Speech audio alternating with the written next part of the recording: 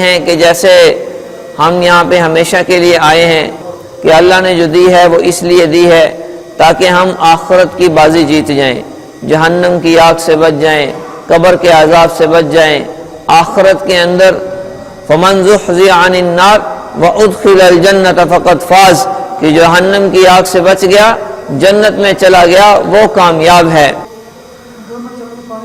تو اس کے لیے اللہ نے یہ جہان جس سے آج ہم دل لگا بیٹھے ہیں، اس جہان کو فنا ہونے کے لیے بنایا ہے، اور یہ جہان یہ ہمیشہ کے لیے نہیں ہے۔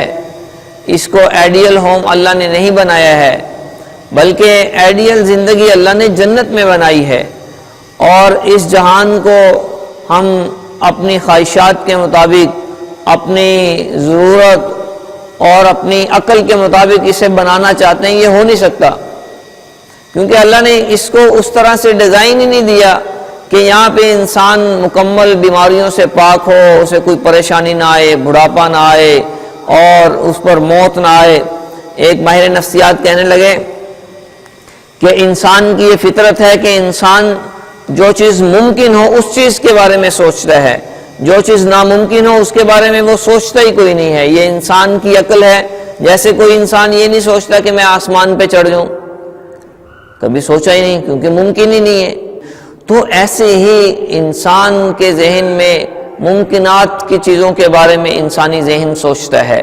ہر انسان کی یہ خواہش ہے اور سوچ ہے کہ میں ہمیشہ زندہ رہوں، یہ ممکن ہے تو سوچ رہا ہے کہ اس چیز کی علامت ہے کہ کہیں ایسی زندگی پوشیدہ ہے کہ جہاں پر زندگی ہے موت کوئی نہیں۔ ہر انسان چاہتا ہے کہ میں صحت مند رہوں، بیمار نہ ہوں، یہ ممکن ہے تو سوچ رہا ہے۔ یہ اس چیز کی علامت ہے کہ کہیں ایسی زندگی پوشیدہ ہے کہ جہاں پر صحت ہے، بیماری کوئی نہیں ہے۔ ہر انسان چاہتا ہے کہ میں جوان رہوں، بڑھاپا نہ آئے، یہ اس چیز کی علامت ہے کہ کہیں ایسی زندگی پوشیدہ ہے کہ جہاں پر جوانی ہے، بڑھاپا کوئی نہیں، خوشی ہے، غم کوئی نہیں، ملاپ ہے، جدائی کوئی نہیں، زندگی ہے، موت کوئی نہیں، صحت ہے، بیماری کوئی نہیں۔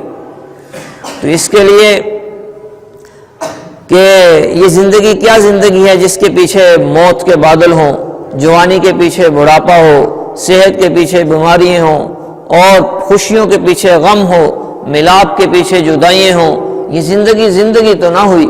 تو اس کے لیے اللہ تعالیٰ نے اس زندگی کو دھوکے کا گھر فرمایا ہے کہ بیت العنکبوت، مکڑی کا جالا، جناح بعوضہ، مچھر کا پر، اور مکڑی کا جالا، متاع الغرور، دھوکے کا گھر ہے۔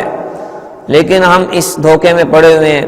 اللہ کے نبی کا فرمان ہے افلا ترون الی اللیل والنہار، کیا تم دن اور رات کے نظام میں غور کیوں نہیں کرتے؟ یبلیان کل جدید، دن رات کا نظام ہر نئی چیز کو پرانا کر دیتا ہے۔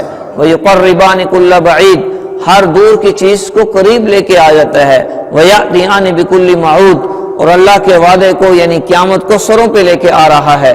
تو دن رات کا نظام ہمیں زندگی سے دور کر رہا ہے، موت کے قریب کر رہا ہے، دنیا سے دور کر رہا ہے، آخرت کے قریب کر رہا ہے، قبر کے قریب کر رہا ہے۔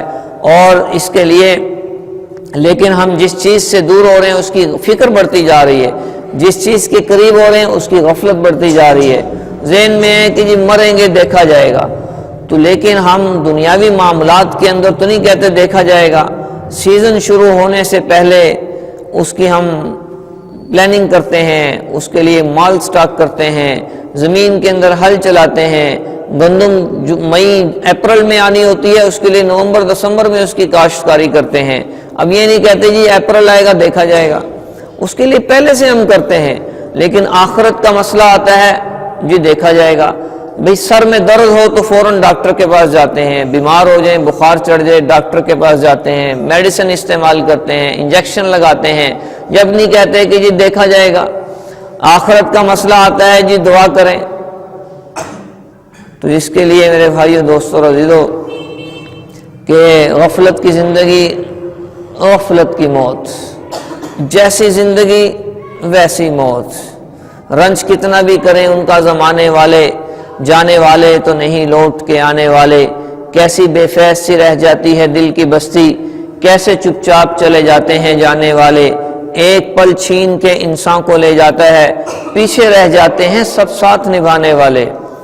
تو آج سارا دن ہماری یہی سوچ فکر ہے کہ مہمان آ رہے ہیں، کیا کیا جائے، گھر بن چکا ہے، گھر شفٹ کرنا ہے، کیا کیا جائے، بچوں کی شادی کرنی ہے، ولیمے کا انتظام کرنا ہے، کیا کیا جائے، گرمی آ گئی ہے، کپڑے سلوانے ہیں، کیا کیا جائے، سردی آ گئی ہے، سردیوں کا انتظام کرنا ہے، کیا کیا جائے، مہمان آ رہے ہیں، کیا کیا جائے، گھر میں کوئی بیمار ہے اس کا علاج کروانا ہے، کیا کیا جائے، دادا دادی اور ماں باپ، بہن بھائی اور ماں باپ اور اولاد، یہ سارے کے سارے آپس میں روزانہ کسی نہ کسی موضوع پہ مشورے کر رہے ہوتے ہیں، کیا کیا جائے۔